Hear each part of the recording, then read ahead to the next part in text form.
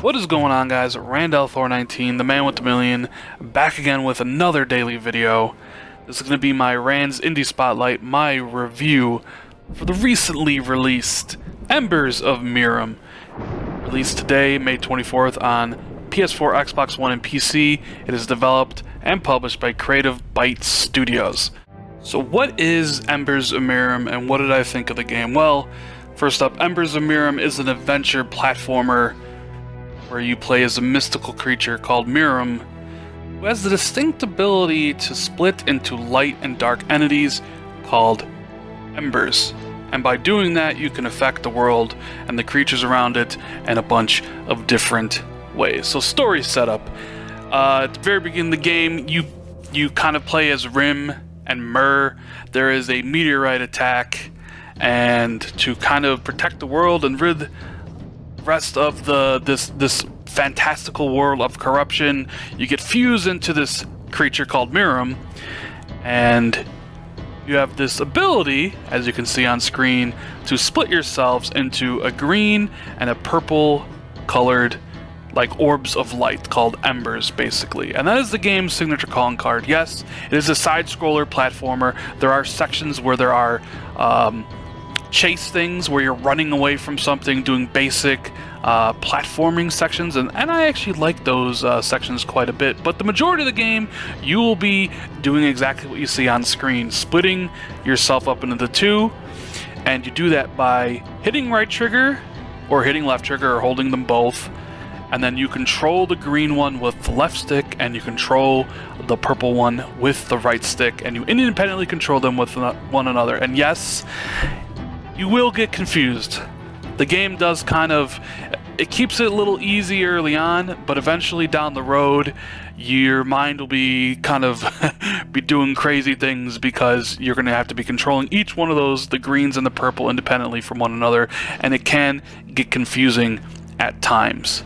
The game has 7 levels. It also retails for $20, although it is on sale right now for $18. So it is an expensive game. I actually beat the game in one sitting.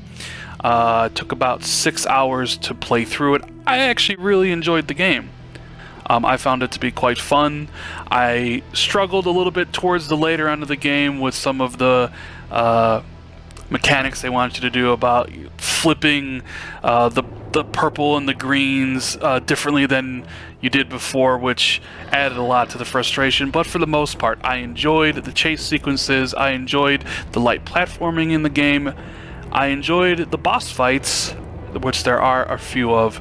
So yeah, I think this game is pretty cool. However, the $20 price point is a bit steep. I'm not sure I can recommend it for that unless you are really heavily into these type of games. I do like the visuals quite a bit. It reminds me of the movie that I saw when I was a kid called Dark Crystal. I don't know if anybody out there saw that, but the game kind of reminded me of that. Now, there's no spoken dialogue in the game, and like I said, the story is kind of told more about like the visuals than... I mean, the story is basically not, there's nothing to really write home about the story. It's just there for backdrop. What the game does well is the puzzles, solving the puzzles with the green and purple embers. I had a great time. As you can tell, I played the game in one sitting, so I was engaged the entire time from beginning to end. Now, as for achievements, the game is an easy 1,000 if you can find the collectibles, because it's not just enough to get to the end of the game, but they do have collectibles you can find, which uses the dual mechanic there with the green and purple to kind of solve them, which is interesting. Each of the 7 levels also, they constantly add new mechanics. At the beginning, you're just running and jumping. The second level kind of adds the splitting of yourself. The third level kind of adds this thing where you can affect creatures in the environment. The fourth level adds like a thing that shoots you forward. So each of the levels, even though they do get harder, they also kind of offer more gameplay mechanics and continuously get harder. So when you do beat the final boss in some of the harder sections, you do feel that there is a sense of accomplishment. But at the end of the day, this is $20. And I'm not sure I can recommend it at that price. I think $15 would be a better price for what you get in the game. The game is short, like I said, I beat in 6 hours, but I do enjoy the game actually quite a bit. But with that said, I give the game a 7. It's fun, but not for very long. It has a lot of frustrating moments, especially when you're controlling the green and purple orbs at the same time. There's no story to write home about. And it is $20, so it is quite expensive. But hey, this game could be up your alley. I enjoyed it. You may enjoy it too. But anyways, guys, that's the review for Embers of Mirrim. I hope you liked it. If you did, hit that like button. Consider subscribing for more content. And I will see everybody later.